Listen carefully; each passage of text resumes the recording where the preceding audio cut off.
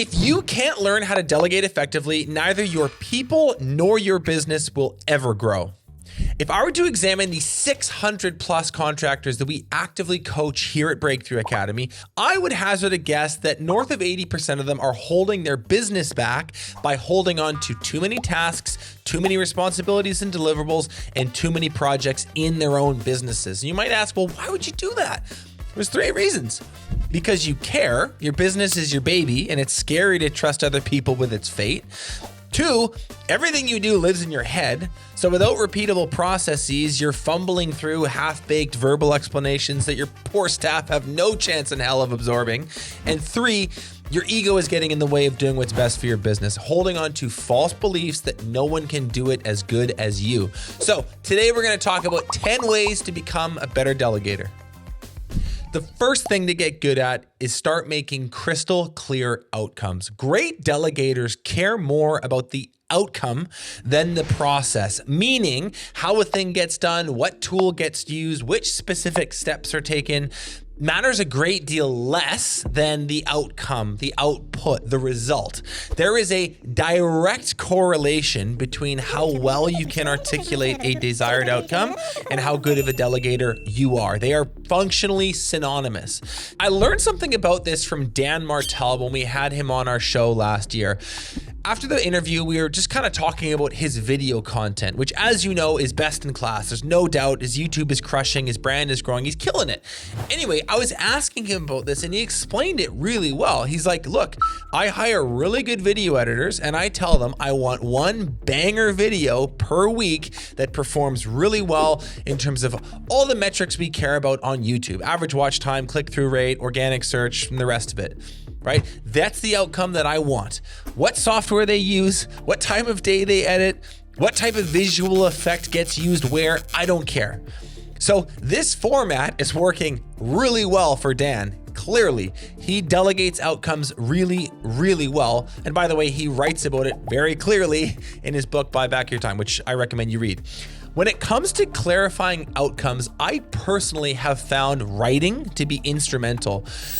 Putting things into the written word does 2 things. It forces you to do the cognitive work needed to clean up an idea, to clarify your thinking, right? The act of putting pen to page or working in a Google document is a forcing function for sound and logical thinking, because you can't put a half-baked idea into writing and expect to have anyone, yourself included, take it seriously.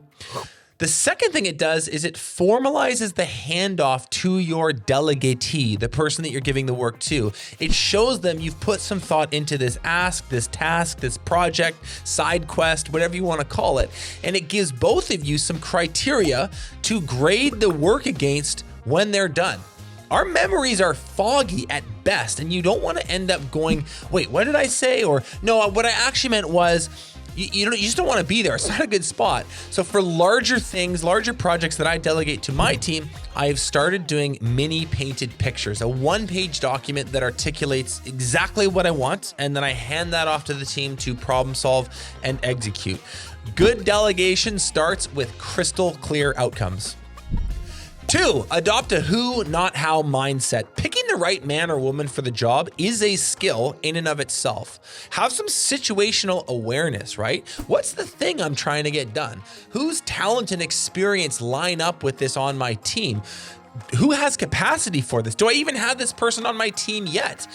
Am I delegating, pulling weekly numbers and updating some slides for our team huddle?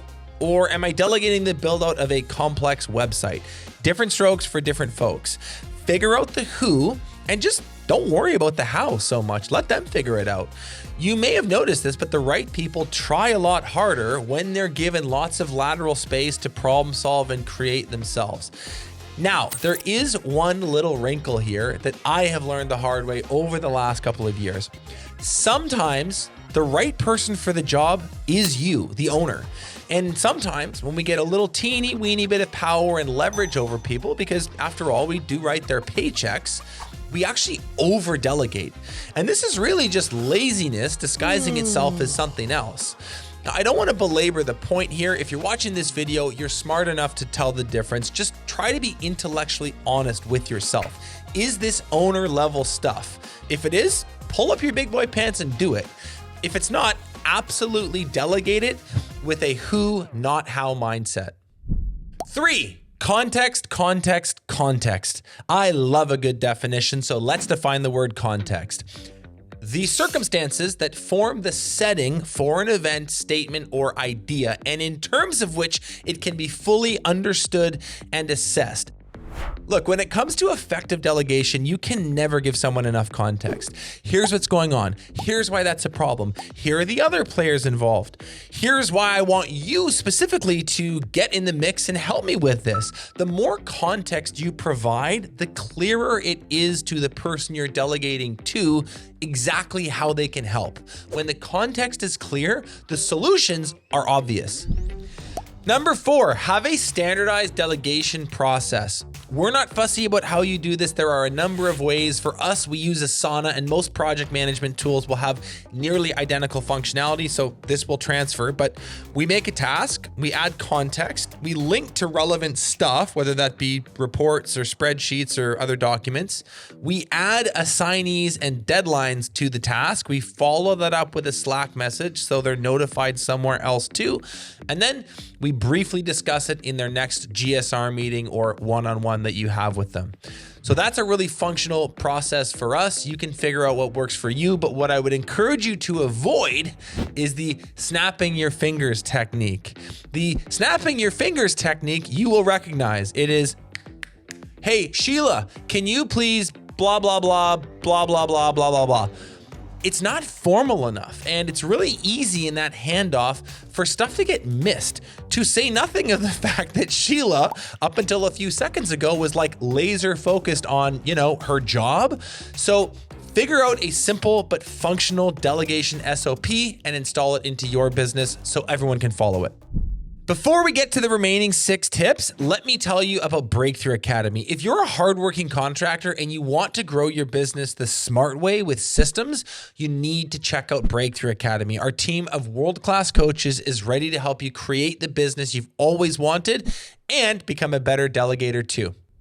Number 5, people respect what you inspect. So inspect people's work closely. You should be looking at the finished work that you delegate the way that you look at a finished job before showing it to the customer. Thorough, deliberate, detailed.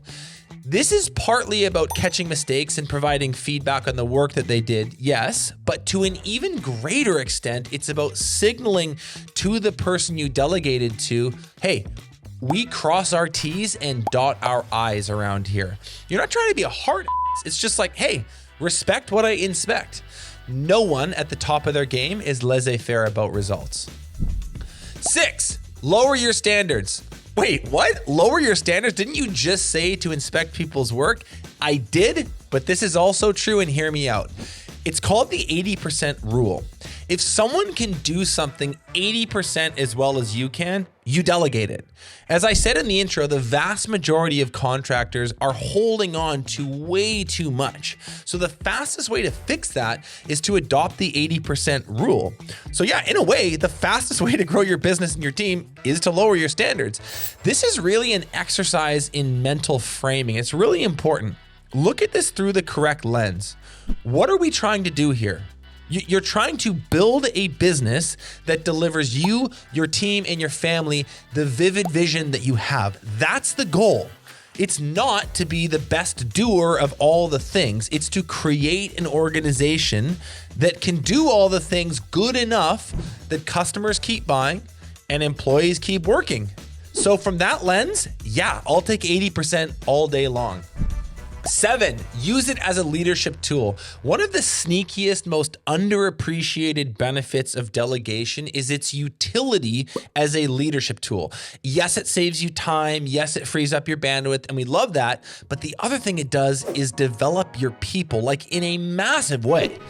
You got someone on your roster you think has the potential to become a bona fide leader on your team? Give them a little side quest. See how they do. When they absolutely kill it, give them something bigger. You want to ascend people in your business. You want to move them into leadership positions based on their demonstrated skills and abilities, not on their wants and needs, not on their feelings. So give people a chance to show you what they got. Give them some feedback, build some trust, develop some leadership capital with them. These are all good things. Plus, high performers love to be passed the ball. 8, support them with coaching questions. We love coaching questions here at Breakthrough Academy. Another definition for you. Coaching questions are purposeful, open-ended inquiries designed to promote self-reflection, problem solving, and creativity, and a bunch of other good stuff too. Now, if you're a Breakthrough Academy member, you will for sure have noticed your coach using these on you. What do you want to achieve here? Why is that important to you? What obstacles are there in the way? What are some potential workarounds for these obstacles? Does that sound familiar? I would encourage you to turn around and use these with your delegatees when they come to you with problems. You want to try to avoid ever giving them a straight up answer to a question. And that's not to try to confuse them. It is instead to try to, through coaching questions, coax them into answering the question for themselves. It sinks in the learning way deeper and faster for them, which means next time around, they solve the problem without involving you at all. It's like give a man to fish versus teach a man to fish. 9, shower them with praise. Human beings need recognition and appreciation like they need oxygen. And given that work is where they spend, roughly 1/3 of their life, this leaves you as a small business owner with some pretty serious cheerleading duties, whether you like it or not. So when you delegate something to someone and they knock it out of the park, go out of your way to shower them with praise. Be explicit, be specific, and ideally, do it within earshot of other people. Shout them out on Team Huddle, give them the Employee of the Month award, make an Instagram post about them. It matters more than you think. Number 10, do something with the time you get back. The fundamental premise of delegation is to free up your time to focus on bigger and better things. You want to play an extra golf game a week, you want to go on a longer vacation, go for it. We love that for you. But always remember that playmakers want to work with other playmakers. You've created some space and some leverage for yourself through delegation. Go do something with it.